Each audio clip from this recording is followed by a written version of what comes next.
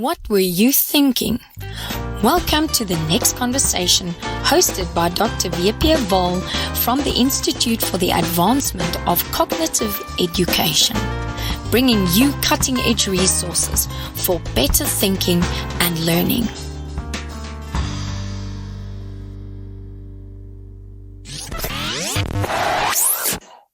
Good day, my name is WP Wahl, and today we've got an exciting conversation about the mediation of self-regulation and control of behavior. We've got two guests in the conversation today. The first guest is Fleur Durbach. She's a remedial therapist that worked in primary schools, both public and private, mainstream and remedial schools for 39 years. And she is the ex-deputy principal of Bella Vista Remedial School in Johannesburg. She's a trainer and practitioner of Feuerstein's mediated learning and instrumental enrichment. And she is currently working for a non-profit organization called KILT, and that stands for the Neisner Initiative for Learning and Teaching. And in that regard, she is providing professional development and support for teachers who work in low socioeconomic schools. Fleur, you are so welcome. Thank you. Our second guest is Anton Kritzinger. He is a retired public school educator for 14 years and an educational psychologist in public education and private practice for 20 years.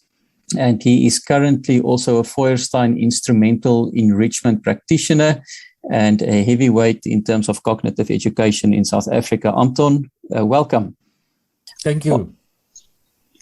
Okay, so the first question is, why is the regulation and control of behavior important for better thinking and learning in the classroom? Fleur? For learners in the classroom, self-regulation helps them respond appropriately to what is happening in the classroom. I think self-regulation helps them learn how to behave and strengthens their independence. So as they become less reliant on someone else, like a teacher or a parent, having to tell them how to behave, they can think about their decisions once they know how to self-regulate. They respond in more effective ways, and they become more aware of the need to monitor their own behavior and to check themselves, and they're able to perform on a higher level because they're kind of aware of when they're not focused. For a smaller child or a younger child, it gives the child the ability to learn to sit and listen.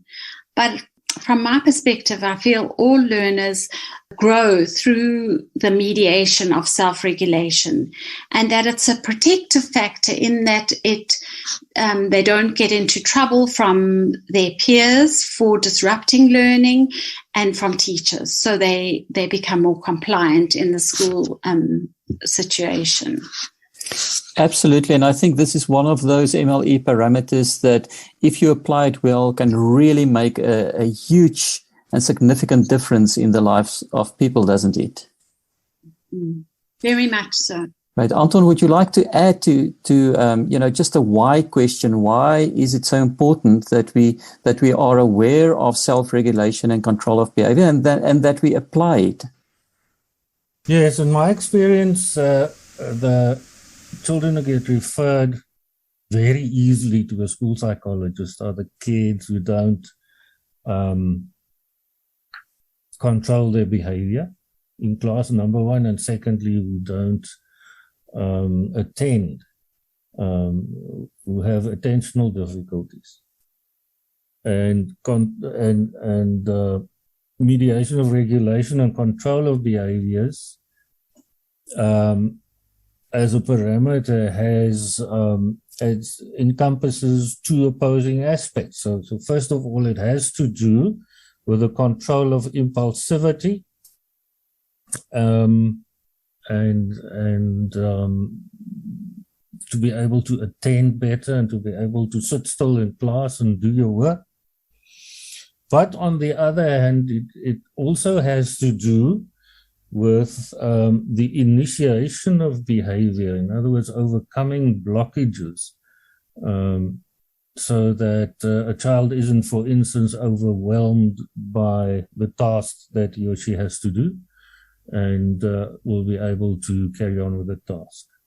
Excellent. Thank you, Anton. You shared at the beginning, just before we started the recording, a beautiful story that you experienced personally of a child that you encountered in a school with some behavioral problems, and you applied this principle. Would you mind just maybe share that briefly with our listeners? Oh, yes. Well, this is one of those kids who couldn't sit still. He sat on his haunches on top of the little table in the grade 1 class and jumped off and just impulsively saying or shouting out in class and so on. I didn't really necessarily focus on that behavior because I was at that stage fairly new in using Feuerstein's work. So I just basically went through, I think it was organization of dots. And within 6 weeks, the teacher got hold of me in the passage, showed me his workbook with an immense improvement in it. She couldn't believe the difference that it made to this little boy's, his behavior in class and also the quality of his work. As a matter of fact, I couldn't believe it either. But it made a massive difference, yes. Excellent. Thank you, Anton. And of course, that's I think also a testament, because much of Feuerstein's work is focused on curbing impulsivity, and instilling self-regulation and control of behavior. So, Fleur, if we look at self-regulation and control of behavior as a MLE parameter, how would you define it for our listeners? What is it, and what are those characteristics that actually define this parameter? So it is the one that in the school situation, we always taught the children first, and we could always in January see the new children in the line, as opposed to children who knew how to self-regulate. It was interesting to observe that. But self-regulation has to do with managing your behavior and controlling responses to circumstances, situations in the classroom. And it means one has to decide when and how to respond in a given situation. And specifically in the classroom, how does one respond to perhaps a task? So mediation of self-regulation and control of behavior requires the mediator to intentionally make the learner conscious of the need to self-monitor and adjust behavior, depending on whether they're being appropriate or the specific circumstances. Self-regulation and control of behavior shifts the locus of control, encouraging the learner to develop self-monitoring and thereby autonomy. And it's wonderful having used this in the classroom to see children take charge for their own learning, take responsibility for their own learning. So mediation of self-control and behavior encourages learners to take responsibility for their own actions in the learning situation, and they're guided to choose appropriate responses. This may be some trial and error. You might have to go through a few options with them as to what would be appropriate and would not be appropriate. But it involves helping the learner assess how to adjust their behavior. So are they, as Anton said, either going to have to restrain impulsivity in the situation or break the complex task down into smaller parts, or are they going to have to develop a different systematic approach to just guessing or, writing any old answer? And Professor Feuerstein's motto of "just a moment, let me think," which appears on the cover pages of all the instruments, is a consistent reminder for the learners to focus and control their impulsivity. So one of the activities you can do is get them to come up with their own motto of how are they going to say, I'm going to think before I ink, or and some of them wrote them out and stuck them on their desks. So it was their own little, slogan for how they're going to manage it. But for some learners, the image of the traffic light is a very good one to use to promote reflective thinking. The red light will prevent the child from rushing impulsively into a situation. The yellow light will caution the child to engage perhaps in more reflective thinking about a situation. And the green light then would promote systematic exploration of the task. So I quite like that, to use that analogy with them. The occupational therapists use how's your engine running. There are a few different images we can use there.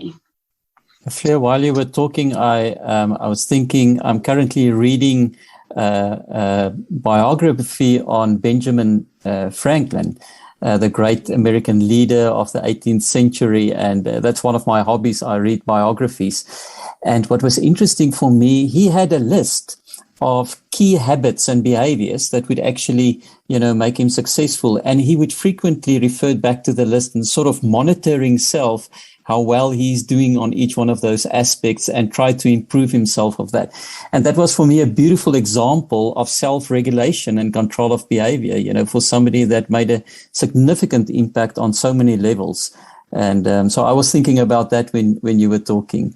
Anton, is there anything that you would like to add, in defining self-regulation and control of behavior as a MLE parameter? Yes, in defining it, to make it clear for myself, I had a look again at one of Feuerstein's books, Don't Accept Me As I Am. And he set it out wonderfully clearly for myself to understand this, and also, I would say, for teachers and other caregivers to understand this. And he broke it up into, when is self-regulation control of behavior used in perceiving? In other words, you've got to hold the child's attention, make sure that they perceive well, accurately, precisely, allow enough time. Fleur mentioned just a moment, let me think. It is incredibly important. I read an article once. It said that the average waiting time that the teacher employs after having asked a question is 3 seconds. And that's not a long time. Something Fleur alluded to was to break up tasks in sections, which helps a child to organize his perceptions. Now, this is all in the input phase. In the elaboration phase, it has to do with processing of information. And that is where the child has to know for sure what is being asked, to define the problem. If I don't know exactly what's being asked, I'm going to solve another problem, and that's not the idea. And then also, I think this is the thing that I thought of first when I heard about self-regulation, control of behavior, was the expressive part of it in the output phase. Not just to blurt out an answer, and definitely not to become overwhelmed by the task so that you can't even say anything. And that is where the affective factor that Feuerstein talks about, where that becomes so important. If you're dealing with an anxious child, to be supportive and to encourage, and I think even to enthuse a bit. So that way of putting it in the input phase, elaboration phase, and output phase, that helped me to understand it nicely. Thank you, Anton.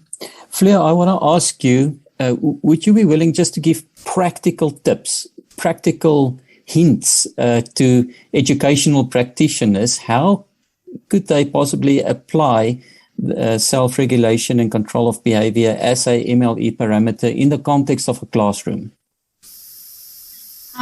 Yes, I'll start with something that Anton mentioned about allowing sufficient time for learners to consider their responses before answering. And when I go in to train the teachers, the first thing I do is a processing speed assessment with them, and they battle with the processing speed assessment that's timed. And then they know what it feels like. And then I ask them to tap their foot for 20 seconds when allowing sufficient time for learners to consider their responses. So instead of snapping their fingers and saying, come, quickly answer, giving learners time to answer, to think about their responses. Yes, and also getting teachers to encourage self-discipline as opposed to externally disciplining, thereby asking the child to say how they behaved in the situation and whether they think it was appropriate or not, instead of telling. I think as teachers, we often don't model regulated behavior by not interrupting learners' answers and reflecting before they respond. So we need to be role models and be very aware and yes, show the rest of the learners as well. How does one listen appropriately to responses before shouting, commenting or anything like that? Again, assisting learners to plan and organize work systematically. And in doing that, teachers can give steps, in a task and provide structure like you did like we have set out for the podcast. Yes, and talking through problems and together generating possible strategies.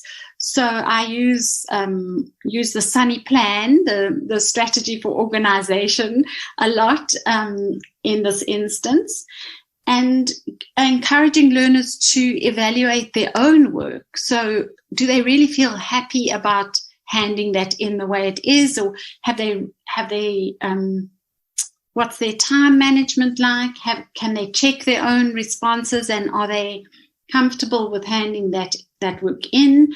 And perhaps the most important one is guiding the learner to reflect on the situation where their behavior has been inappropriate or antisocial in a social or in a classroom environment, and giving them opportunities to think of different ways that they could behave, rather than us telling them always how to behave. And yeah, so that's that for me. I think those are some of the key factors. Giving the learners the choices, giving them opportunity to make their own choices as to how would they behave, and opening it to discussion with them. And sometimes, thank you, Fleur, and sometimes it's just a different approach that one would take in the context of a classroom, as you rightfully indicated. Thank you very much, Fleur. Those are very helpful tips and hints that you gave. Anton, any guiding principles or hints that you can provide to teachers to apply regulation and control of behavior in the context of a classroom or a school? Yes. In keeping with the dividing of self-regulation, control of behavior into input phase, elaboration phase, output phase,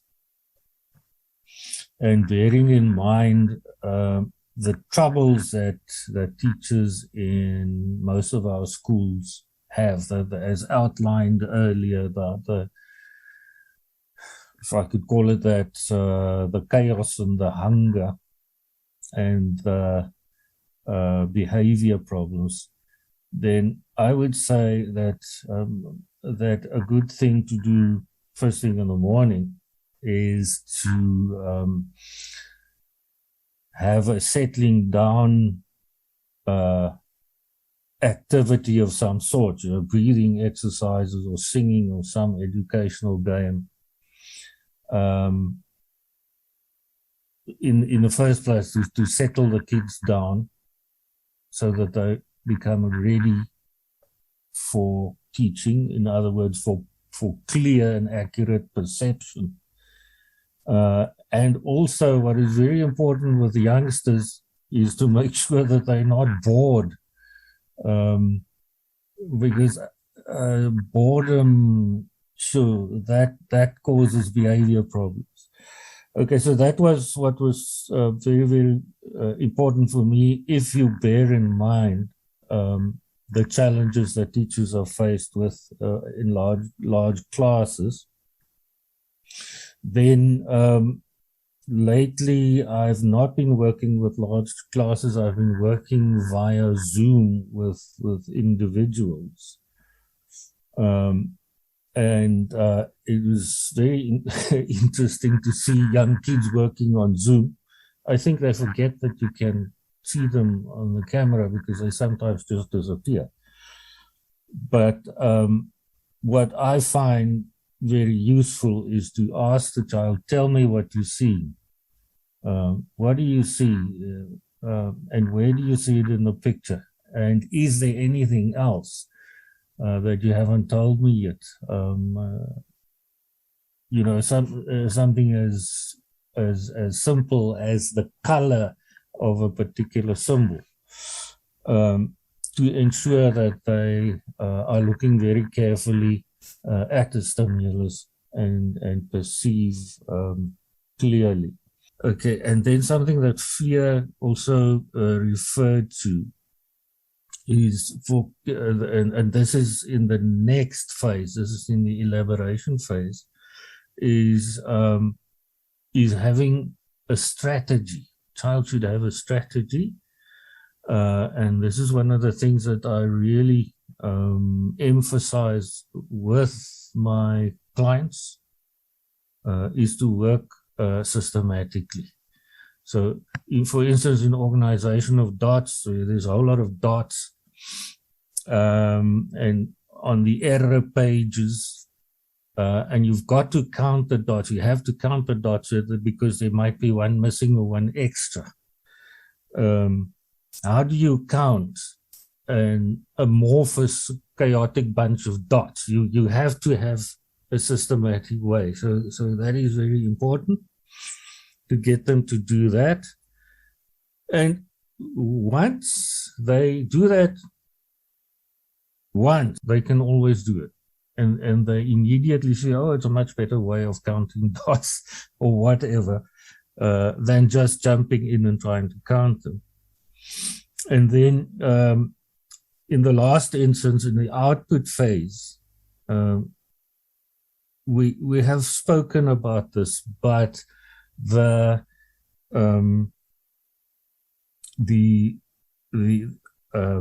affective factor is so important here, because my clients easily tell me, no, I can't do this. It's too difficult. I can't do it.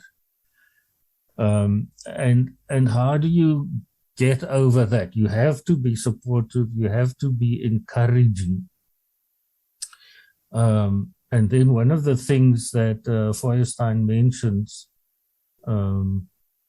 specifically is for you as a mediator to try and provoke requests for mediation, which I've now